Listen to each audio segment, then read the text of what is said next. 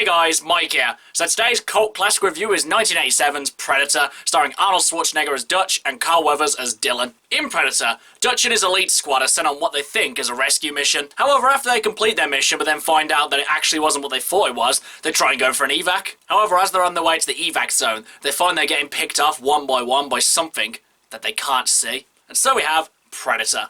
So guys, this is a movie in the series that before reviewing it and watching it today, I had actually seen it before, and I didn't really need to watch it again to review it today because I've seen this movie so many times. Whenever the conversation comes up about what's Arnie's best movie in general, this one always makes its way into the conversation. It's got everything you'd want out of an action movie. It's got insane action, it's got quippy dialogue, it's got interesting characters, whilst at the same time they're not exactly the most deep characters, but still, you like them enough to kind of get invested in them. And as well, Predator does a good job of mixing so many different genres in there as well, such as thriller, horror, sci-fi, you name it, it's pretty much in here. I mean, it goes without saying that the Predator itself is iconic as hell. There are very few alien designs that come close to the Predator. What with its hulking figure, its weaponry, its design, the sheer terror that comes out of this creature is insane. And there's pretty much no CGI needed to create this character. And the CGI that is used is very sparing and doesn't ruin the intimidation factor of this character. The team that went into creating the Predator did an outstanding job. And though I haven't gone ridiculously in-depth to the Predator lore, what I have looked at is very interesting. And it's just such a shame that since making this one, the people who made the Predator movies haven't made anything that comes close to this one.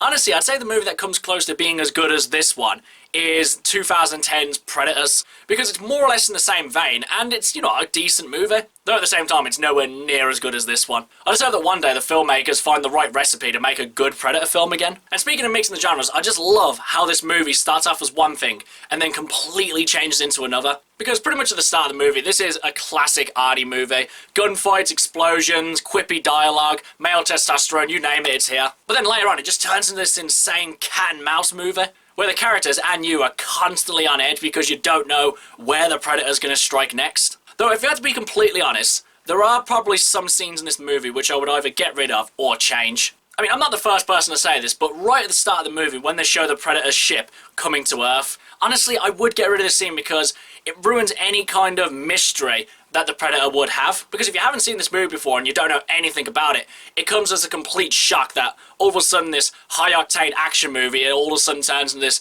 alien cat and mouse game. But realistically, you go into this one knowing that it's an alien that hunts them. And the other bit, which I really think is kind of stupid for an elite special forces team to do, is the bit where they're kind of shooting blindly at the trees and just pretty much unloading all their ammo in this one spot. Sure, they think they're taking out a team of soldiers and one of them has just watched their best friend die, so he's a little emotional.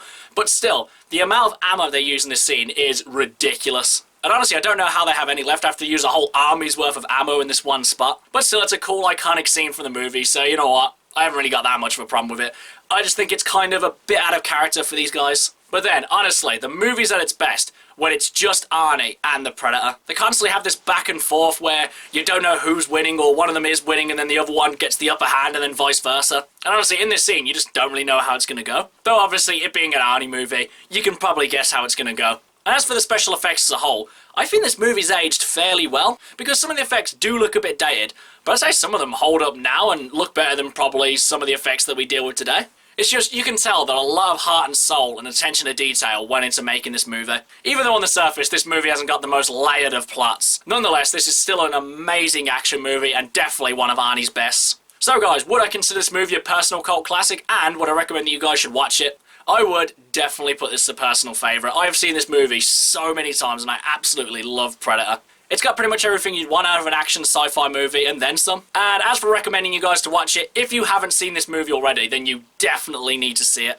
If you love yourselves a good old-fashioned 80s action sci-fi movie, then this is definitely one for you. And as for the actual sequels, honestly, you can probably just give them a miss because none of them were really worth your time, except probably Predators. Okay guys, that's my cult classic review of Predator. Do you love it? Do you hate it? Whatever you think, drop it in the comments below. Until next time, I've been Michael. See ya!